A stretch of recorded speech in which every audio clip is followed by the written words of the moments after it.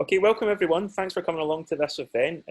Without me taking up too much time, what we're trying to do here is talk to you about what about a future in academia and why might you want to. And I'll give just a brief introduction on my own. I did my PhD in statistical signal processing, which I was really enjoying. It was very theoretical stuff.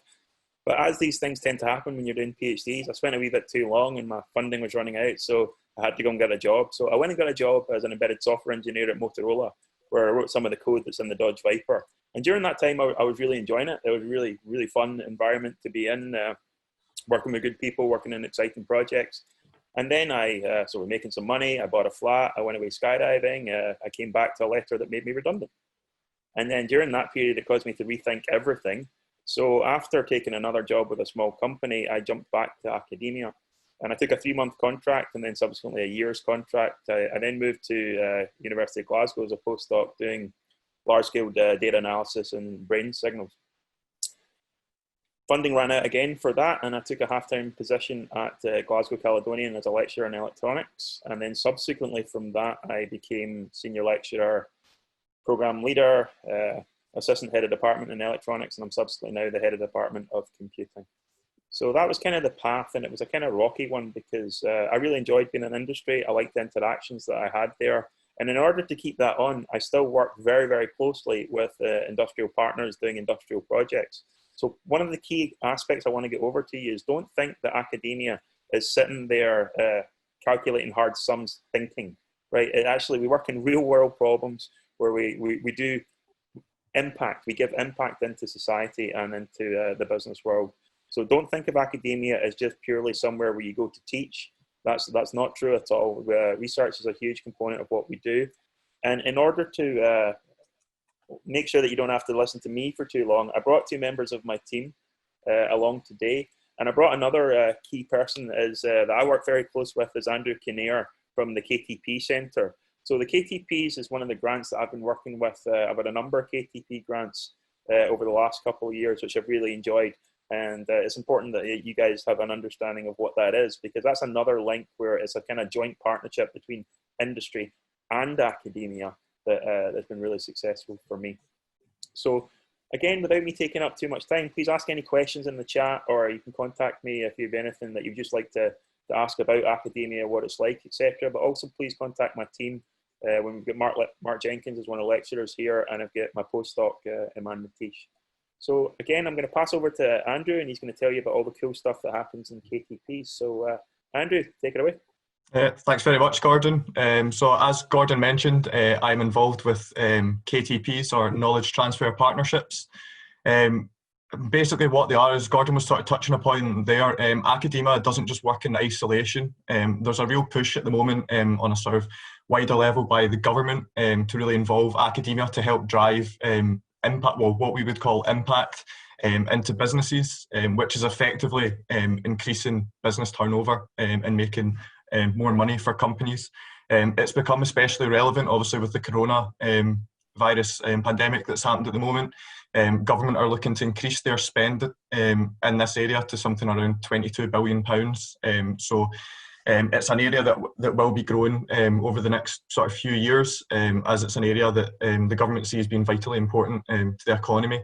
And so one of those mechanisms that they can help drive further turnover into companies is through what we call KTPs, Knowledge Transfer Partnerships. Knowledge transfer partnerships have been going on the go for around 40 years, so they've become a bit of the gold standard in terms of companies working with academic teams. And when we touch back to the sort of the economic value for that, for sort of every pound you put in terms of funding, you get about £8 back for the government. So that's why it's a really important scheme for them, and it's why it will continue to go forward. Effectively, all it is taking academic knowledge across a wide variety of sectors, anything that can then be taken and put into a company that is then going to make that company money. Traditionally, that was always sort of more engineering focused, but as industries progressed, the projects that we're putting out at the moment are all, I would say about 70% of the projects that I've built over the last sort of 2-3 years have all been data focused. There is a current portfolio UK-wide of about 800 live projects, and about £400 of those, about 400 of those, I should say, are data analytics type or data involved projects, and that number's only grown as we go forward. So where do you sort of fit in with that? There's 3 partners in our KTP partnership. We've got the university, and then we've got the company partner. So we need to somehow move the sort of industry knowledge needs to be linked up with the academic knowledge. So we've got a person in between that we call the associate. An associate is a recent graduate that basically has a foot in 2 camps. So if you're looking for a job that is academic but is also working with industry, KTP is the perfect fit for you. And once you come out of that job role, you'll be able to easily move between an industry role and if you wanted to go back into sort of a more academic sphere. KTPs, by their very nature, because they're driving a piece of innovation into a company, have to be strategically important.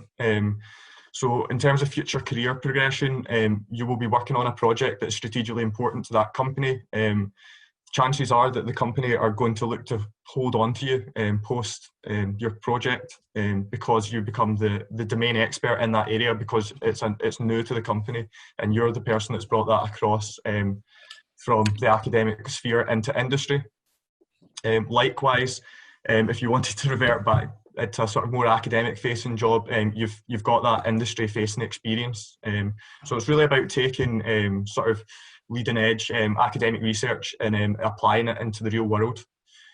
Around 65% of what we call associates, so the recent graduates that are working in KTPs, get a job in the company.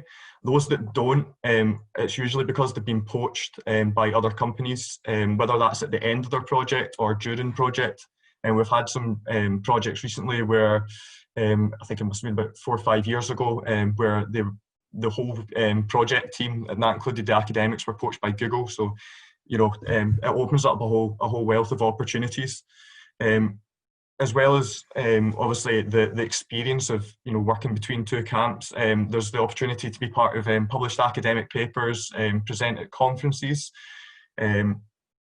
and there's also a £2,000 development budget as well for any KTP associate. So, and that's per year. So again, it's a great opportunity to focus on if there's going to be any sort of industrially relevant qualifications. If there's more academic qualifications, you're able to put that money towards it. Because you are working with the university as well, there's an opportunity to gain further qualifications like MScs, PhDs, if it's relevant to the work that you're carrying out on the KTP.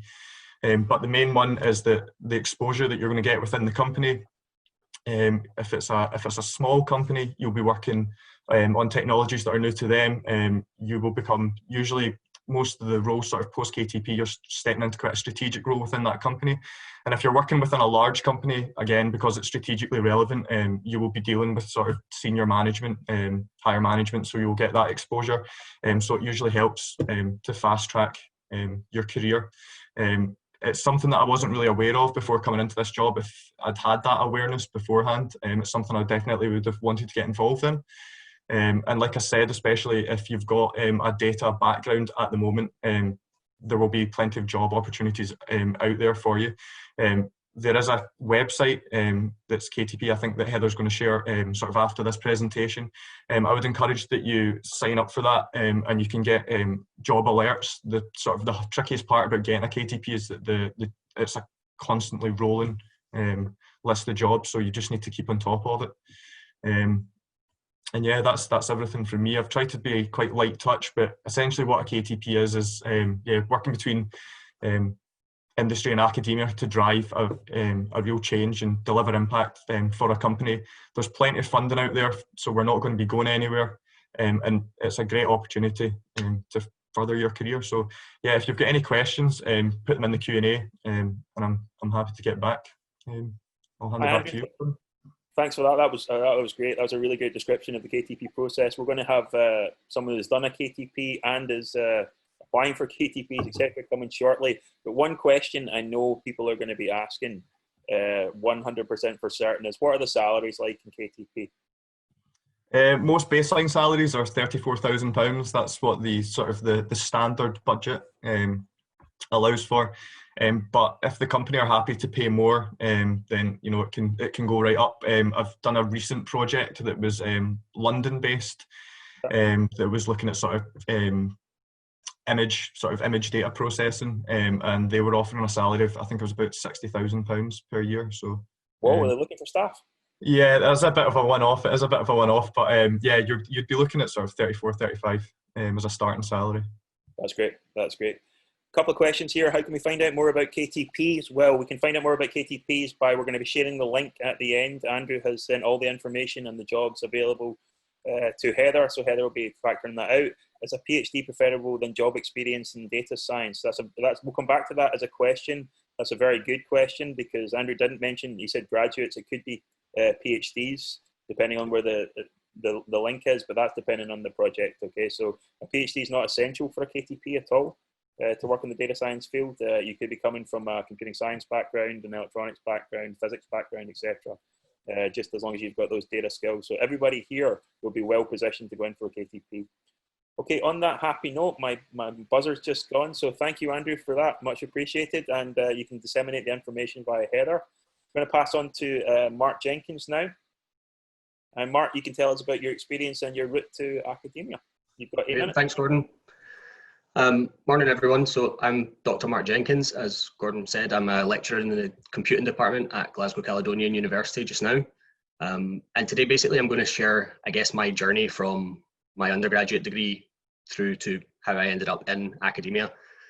I'm sure you're going to see quite a few parallels between the brief story that Gordon told at the start. And I'm also definitely going to mention a few things that Andrew's already mentioned as well. So hopefully that gives you, I'm basically going to try and give you a bit more context for a KTP and what the experience is like and things like that, rather than how the program works overall. So essentially I did my undergraduate degree in mechatronics, which is essentially a combination of mechanical and electrical engineering. And then after that, I went on and did my PhD with Professor Morison here. So that focused on that. I guess that was my first step, moving away from engineering and more towards computing. And what we focused on in that project was target tracking in video, so visual object tracking. So we looked to follow random or arbitrary targets within videos. It was near the end of my PhD, so I wasn't quite finished, that the opportunity to start a KTP came up. The thing that drew me to KTP mostly was the chance to continue working in research. So that was the bit that I loved about the PhD, was being able to do research in an area that I enjoyed. But what really drew me to the KTP was being able to continue in a sort of research environment, but be feeding that into, I guess, like the real world. So instead of when I was doing my PhD, I was working on projects where I was trying to have 1% accuracy better than the last person to write a paper on this problem. And then I would get 1% better and write a paper, and that was great. But what I really wanted to be doing was driving that research out into the real world. So working on projects where the research I did actually had an impact. So I left my PhD slightly early. So I'm putting this in here because of the PhD question a moment ago. And how that affected me for the start of my KTP was just that my salary was slightly lower at the start, because the KTP that I actually applied for was advertised for someone with a PhD. They're not always, there's huge numbers that are not advertised for someone with a PhD. But then once I finished my PhD, that's, my salary was increased up to the kind of figures that Andrew was throwing about earlier on. So yeah, so that was my reason for sort of stepping away from academia and into the KTP, was that I didn't want to cut myself off completely from the university, because, as I said, research was a big part of what I wanted to do. And the KTP really allowed me to do that. So I guess maybe I'll just talk a bit about my experience as a KTP associate. It's a very unique experience, I would say. You end up in a company who, I'll talk fairly specifically about kind of tech based projects at the minute, although there are, there's projects in all sorts of areas in KTP. But essentially what happens is you end up in a company who have some problem they want to solve. Maybe it's a new service they want to be able to provide, as it was in my case. but they don't have the technical knowledge to be able to do that, and that's what they need the university for. So you end up in an environment where you very quickly are the go-to person for any problems, you know, any technical issues whatsoever in the company, but you know, you really are the sort of the lead in the project that you're doing. You know, you are building towards being the expert in that, and that's very evident from the word, you know, so from the starting point, it is your project to drive, and it's up to you to make it happen, essentially. So how I feel that the KTP benefited me. So as Andrew mentioned, there's very generous development budgets, there's very generous travel budgets. I got to go to some fantastic conferences and workshops and sort of summer schools all around the world while I was working on my KTP. It was brilliant. And I guess that developed my technical skills massively. As I said, my sort of undergrad was much more towards electronics than computing. So stepping into this KTP was my first real insight into AI and computer vision in an industrial setting. So the actual project we were doing was relatively linked to my PhD. So we were still doing image analysis, but rather than tracking targets, we were surveying structures. So we were doing things like building camera systems to go through railway tunnels and automatically survey those tunnels so that we didn't have to put human lives in difficult or dangerous situations. So, you know, a huge amount of technical skill development there, which, you know, has definitely strengthened my CV massively. But one thing that I think is equally important is the sort of soft skills that you develop as part of a KTP as well. KTP is really great at training you up. You know, part of the early stages of the project, you'll go on some training courses that are organised by the KTP Centre. And these sort of cover things like project management, leadership skills, things like assertiveness. And I don't know if you're anything like me, that if someone tells you you've got to go on a course like that, you know, it doesn't sound great. It sounds a bit dry for me personally. I like doing all the technical stuff. I'm not so keen on all the other stuff. That being said, KTP do a brilliant job of these projects, of these kind of workshops. I don't think I've heard anyone complain about them actually. They're very well organized, they're really enjoyable, and you get a huge amount out of them. So, you know, alongside the technical skills, you also develop all of these soft skills. And as I said, these are particularly important for a KTP because, as I said earlier, you end up in a situation where you're quite possibly working with people who have no understanding of the technology that you're trying to develop, or no understanding of, you know, the processes required, or even the equipment required for delivering the project that they've asked you to deliver. So being able to, you know, sort of use these assertiveness skills, use your leadership skills, it's very beneficial in making sure that the company provide you with what you need to complete the project successfully. So yeah, so, you know, huge development in both the technical side and the sort of softer side, which is, again, definitely strengthened my CV significantly. On top of that, I have a huge number of contacts, sort of professional contacts that I made while I was doing the PhD. As I said, the KTP. As I said, I traveled a huge amount, met some great people, and I'm still in touch with those people, you know, frequently at the moment. And I also have some great friends that I met during the process as well. You know, as I said, the courses that the KTP Centre sends you on, you're in a group, so you go twice, so you end up with this, you know, meeting the same group of people twice over a week-long course. And it's not uncommon. You know, I think most people I know as well are still in touch with many of the people that they met on these courses, and you know, you do meet some great people and have some great experiences.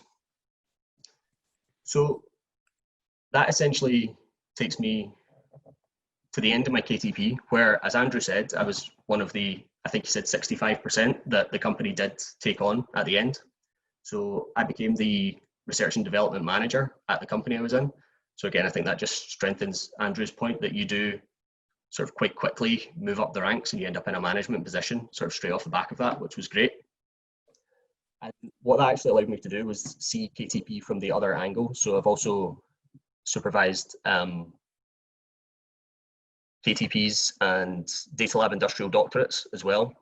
And that brought me back essentially towards academia again. So I had all of that experience out in industry, and then the opportunity to come up to move back into academia. So I took that opportunity. And again, just to mirror Gordon's point at the start, the reason that I felt more comfortable moving back into academia was the experience that KTP gave me. So, I very quickly realized that the research that you do as an academic doesn't have to be that, let's get 1% extra on the last guy's work. It can be collaborating with great industrial partners. You can be working in a huge range of projects all over the world, essentially. So I've been back in academia for just approaching a year now, which, is not a huge amount of time. And already I have, a number of projects on the go with various companies. And as Gordon mentioned earlier, we've got a few more in the works as well. So we're currently trying to get another KTP off the ground with a company which is working in sort of pharmaceuticals, which is, again, completely out with what I would have done in my training. So yeah, it's a great experience. And as I said, the academic side's brilliant for me now. It allows me to continue all of my research, and I'm really pushing the industrial collaboration and making sure that as much of the work that I do as possible is feeding out into industry. And I think that pretty much sums up the past, 6 years of my life or so. But yeah, as Gordon said earlier, we're more than happy to answer any questions you've got. So if you've got questions directly about what it's like to be doing a KTP, I'm probably your best bet on this panel. I've been through the process. I've seen all the highs and lows and come out the other end. So more than happy to answer any of your questions, and hope this has been helpful for you. I'll just pass back to you, Gordon. Okay, Mark, thanks for that. That was great. Hopefully there'll be some questions coming on the process to becoming an academic, if that's what people in the audience are thinking, or the KTP route. And hopefully what we're trying to get across is that you don't just have to be the person that stands against the whiteboard looking at equations that don't apply to the real world. We really do take what we do and we apply it, and we add real benefit. So with that said, a different approach now. I'm going to pass on to Imene Mitiche, who I've known since she was an undergraduate. She rudely did her MSc with somebody else, but after that I managed to convince her to do a PhD with me, and it's been going from there. So Imene, if you could talk about your journey, that'd be great. Thank you, Gordon. Good morning, everyone. My name is Imene Mitiche. I'm Gordon's postdoctoral researcher at Glasgow Caledonian University with a collaboration of a company called Double Engineering. As Gordon said, my whole education and career has been at GCU so far, which I enjoyed. So I've done my undergrad in computer and electronic systems engineering, and that's where I had my honors project with somebody else. But I've done my MSc in telecoms, and I've done my MSc project with Gordon. That's when I developed an interest in signal processing and machine learning.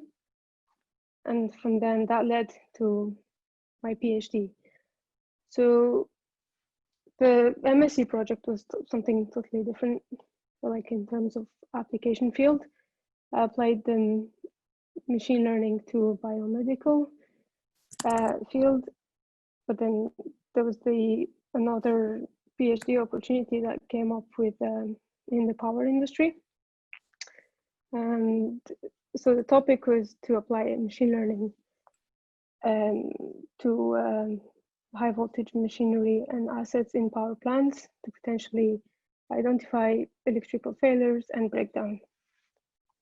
I found it really motivating to do my research and solve some real world problem, and produce an outcome that would be that goes to development and production, rather than, as Mark said, trying to just be a 1% result. So yeah, the good thing about doing the research for a company is to have one foot in academia and one foot in the industry.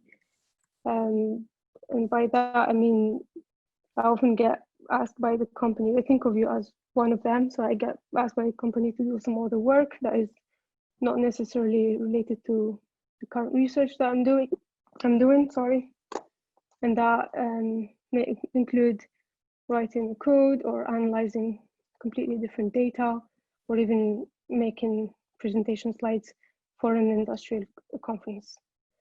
But this is all good experience, and it gives you the confidence to be exposed to the industrial world.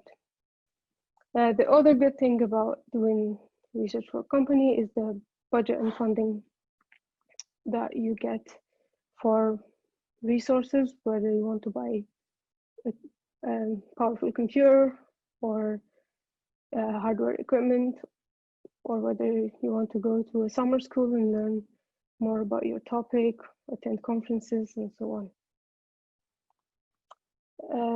So, of course, there are some challenges in doing so, because you're trying to solve a real world problem. And one of the biggest challenge I had is getting data to work with. So I had to wait for it. The collection process was long, but again, that gives you the time to read more about your field and the latest research that can be applied to the field as well. The other challenge was you get real world data that you have to do a lot of data cleaning if there's any errors and such. But again, this is part of the job if you're choosing a data science path. The other challenging bit was high expectation from both sectors. From the academics, like supervisors, they want you to publish papers. And the other, Gordon is here talking about you there. And the other expectation is from a company where they just want you to come up with something that works, a solution that they can put in a product, sell it, and make profit out of it. Again, this is all good experience and an opportunity to build skills that you would be able, that will open more opportunities for you later on, whether you want to move to the academia or industry. So in overall, working in academia doesn't mean that you would just be doing research, publishing papers, but you closely work with an industry and deliver solutions that will impact the society, as Gordon said. But in overall, I enjoyed working with the company. I've been working for over 4 years now in my PhD plus postdoc, and that gave me the opportunity to do my own research and also be flexible in the work. And what happened next, I don't know, but what I know is I am comfortable to move in both ways, either stay in academia or go to in the industry. I think that's all. I've been quicker than the others, but that gives you time to ask me any questions. Please do. I've got a couple of things that I think the people on here would like to know, actually, because you're a straight PhD coming through, albeit you were funded by a company to do that. Can you tell the panel here where you have presented and what you've been? Yeah, I presented my work in different conferences. So conferences that are related to the signal processing and machine learning community, conferences that are more power-based or power-focused, and also industrial conferences, which is like the company's Euro Double conference, and hopefully in the future I will also present at their global conference. And I've been to a summer school, deep learning summer school. I mean, obviously COVID is killing it at the moment, but let's presume that this nasty virus goes away. The places that you have been to that I can list off would be Kos, Bali, where else? I think we've done pretty well there. Spain, Italy, that's been awesome. So that's, I mentioned that earlier, that you get more budget for travel, conferences, attending summer schools, buying equipment, such as GPU computers, which are 10 grand and above. So that's pretty good compared to being just an academic. Yeah, well, that's also something I could be honest about. At our university, I would not be able to afford to get Imene a 10 grand GPU server were it not for our industrial contacts. So that's another benefit that why we work very closely with industry to get access to those sort of fundings that are required to tackle these sort of industrial problems. So, okay, man, that's great. Thank you all. Thank you all members of the panel. What I'm going to do now is I'm going to open it up to questions. If people have any questions for the panel members or anything specific, anything generic, and we can all answer, if you can stick them in the Q&A. There isn't a flurry, and we did have a few questions that have already been answered. So let's see what's happening there. Maybe just while that's happening, because I noticed that you answered these in the chat, Gordon, but I was going to maybe just say a little bit. There's yeah, please do. There was a question on the length of a KTP. I don't know, Andrew, if you could maybe be a bit more specific, but round about 2 years is normal, but they could be as long as 3, or they could be shorter depending on the project. Would that be fair to say, Andrew? Yeah, so the official sort of funding guidelines is between 1 and 3 years, but we don't go anywhere near sort of 1 year projects. So you'd be looking at, yeah, between 2 and 3 years. The average project length at the moment is 24 months. But yeah, I would say sort of, yeah, 2.5 years is the norm, but we've got quite a few projects that are at 3 years as well. Yeah. And another question was, can you do a PhD and a KTP at the same time? I thought that was quite a good question, and the answer to that is definitely. The KTP associate that I had working with me after I did my KTP was doing that exact thing. It's quite common that you need to, there's an expectation of academic publication during a KTP anyway, which is, you know, ticking some of the boxes for a PhD. So if it's something that you're interested in doing, it's, you know, the KTP does facilitate that quite well.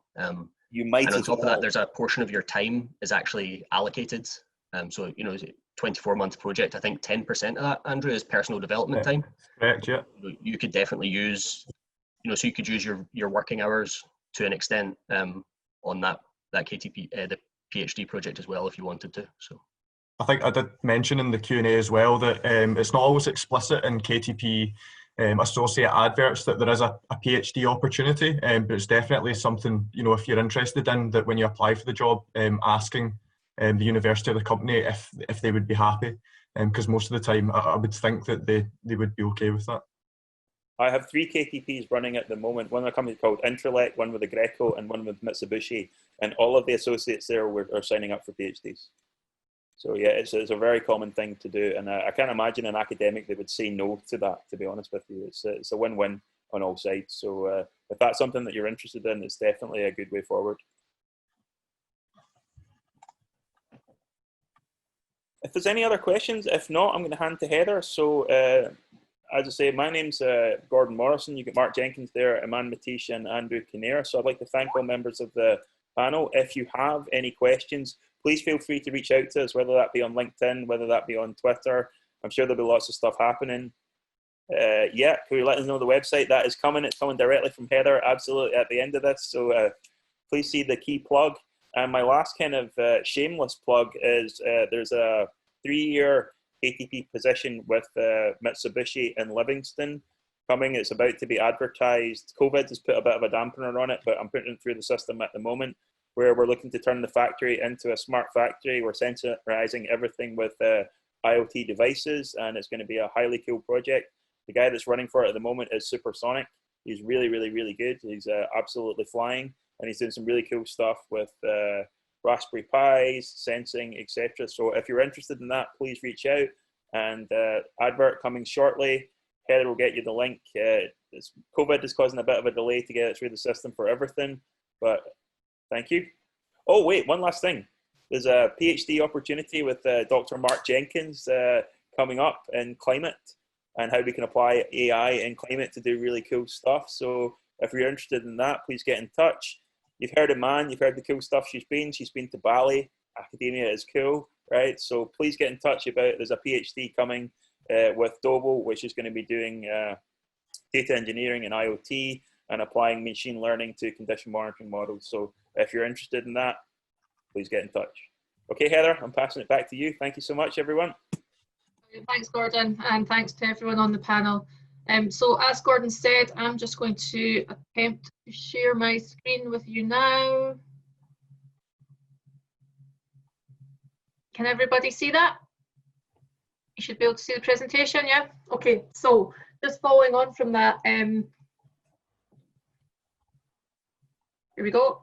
So you will get a copy of presentations. This presentation has also been recorded, so you can play it back, look at it again. So just to very quickly go through some of the opportunities that Gordon and Mark and Imene and Andrew referred to.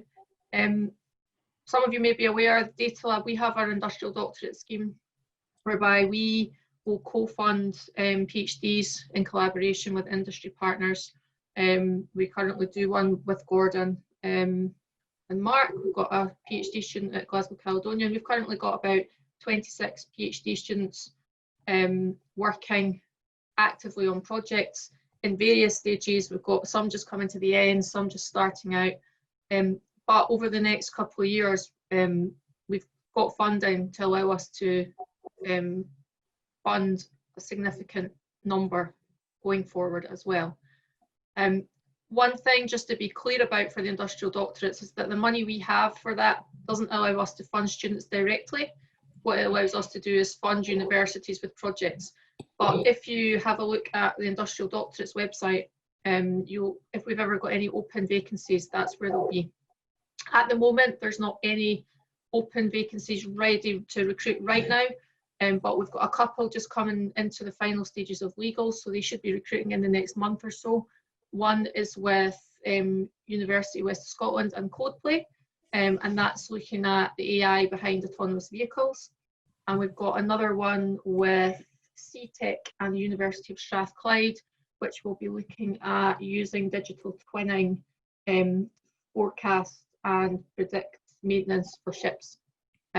We also have an industrial doctorate call for funding coming to the end this week. On Friday, there's a closing date. So hopefully we'll get a few more submissions in for projects. And over the next couple of months, we'll have some more PhD opportunities for you to apply to. So please keep an eye on that website if that's something you're interested in, or drop myself an email if you want to talk about that a bit more. I'm going to jump to the bottom of this slide now, knowledge transfer partnerships, which have been talked about in this presentation. So the link at the top under here, http KTP UK, this is the link that Andrew was referring to, where all of the up-to-date KTPs will be advertised. Take a look at that. I had a look at it yesterday, and there are a few in Scotland.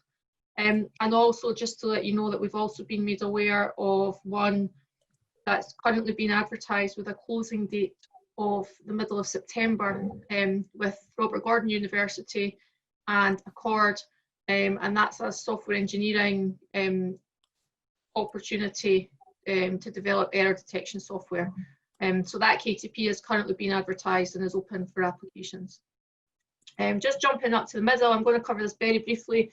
It wasn't talked about specifically in this presentation, but another opportunity for those of you who might be considering more of an academic route but still want to have that link into industry.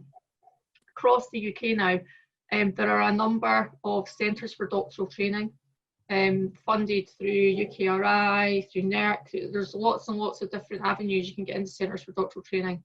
And again, these are PhDs, or within these CDTs, they will take on PhDs, which will have very, very strong links with industry. Some of them will offer placements with industry. And actually, we've got the first presenter in our company showcase in the next session is actually the CDT manager from the SENS CDT, who's come to talk to you about what they do and to let you know about some opportunities that they have. But the links there, that's just a couple of CDTs that we know are right now actively looking for applications for people to do PhDs. Hopefully that's a start. I also just put a link in here just for anyone who doesn't know what a Centre for Doctoral Training is. This link here will tell you a bit more about Centres for Doctoral Training and what they involve. Okay, so as I say, this will be passed on to you. If you've got any questions or you need any other information, please don't hesitate to get in touch with us.